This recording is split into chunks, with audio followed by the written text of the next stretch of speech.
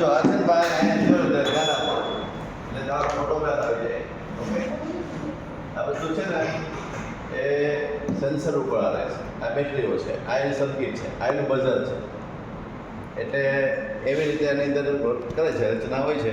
એ બેટરીને તમે આને જોડો ને, અહીંયા પાવર આપો ને, દાખલા તરીકે આ વસ્તુ છે એ જોડી દો, ઓટોમેટિક એનું સેન્સર છે એ ચાલુ થાય અને એમાંથી આપણને જવા ચાલુ થઈ. બરાબર, હવે તમે કંઈ અટકાવ રૂપાવી વસ્તુ આવે ને કોઈ તો એ આપણું ઓટોમેટિક બજાર છે, એવું છે ને?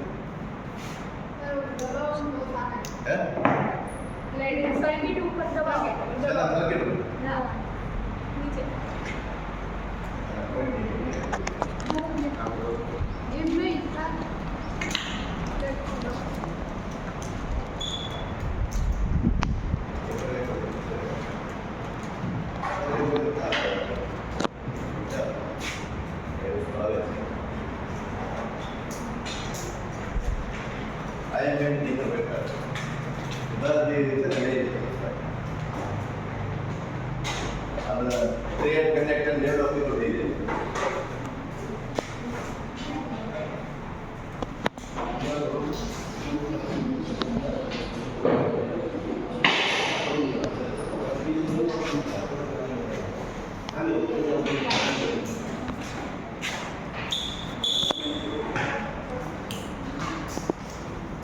તો સમજાતો તો વિડીયોને લઈ ગયું છે વિડીયો અસર આ શું છે બેટા?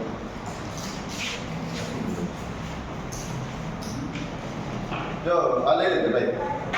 જો બેટા આ જે છે તમારી પાસે એક ઇન્સ્ટ્રુમેન્ટ દેખાય છે. એ ઇન્સ્ટ્રુમેન્ટને આપણે ત્યાં બ્લાઇન્ડ માણસો જે છે, અંધારા લોકો છે, એટલે રસ્તામાં કોઈ અડચણ આવે તો ઇન્સ્ટ્રુમેન્ટને આગળ લઈ જવામાં આવે તો ઓટોમેટિક એ અવાજ કરે છે, સાયરન આપે છે. આની અંદર બેટરી હોય છે, ઇલેક્ટ્રોનિક આખી સર્કિટ આવે છે અને એક બઝર હોય છે. આને જ્યારે પાવર આપણે સપ્લાય કરીએ છીએ ત્યારે ઓટોમેટિક એની અંદર લાલ લાઇટ છે એ આપણને બતાવે છે અને એનો ઉપયોગ વ્યવહારુ જીવનમાં પણ બ્લાઇન્ડ લોકો છે રસ્તામાં જતી વખતે એને ઓટોમેટિક આ માર્ગદર્શન આપેલી લાગે છે. એટલે એનો ઉપયોગ વ્યવહારિક જીવનમાં પણ આપણે કરી શકીએ છીએ. એ સિવાય સેન્સરનો ઉપયોગ આપણે ત્યાં ઘણી રીતે અલગ અલગ રીતે પણ કરવામાં આવે છે. જો અહીંયા છે એને એક રોડ ઉપરનું જે અલગ અલગ સિગ્નલ્સ હોય છે, ટ્રાફિક હોય છે, એની અંદર પણ સેન્સરો કામ આપે છે અને સેન્સરોની મદદથી રોડ ઉપર ટ્રાફિક છે એ જામ ન થાય તે માટે ઓટોમેટિક સંરચનાઓ છે આપણે ગોઠવી શકતા હોઈએ છીએ. એ સિવાય આનો ઉપયોગ કરીને તમે એક કૃત્રિમ મોટર પણ બનાવી શકો છો. એના માટેના ટૂલ્સ તમારી પાસે ત્યાં રાખેલા છે. અને એ સર્કિટોની મદદથી આ બધા એના બજર હતા.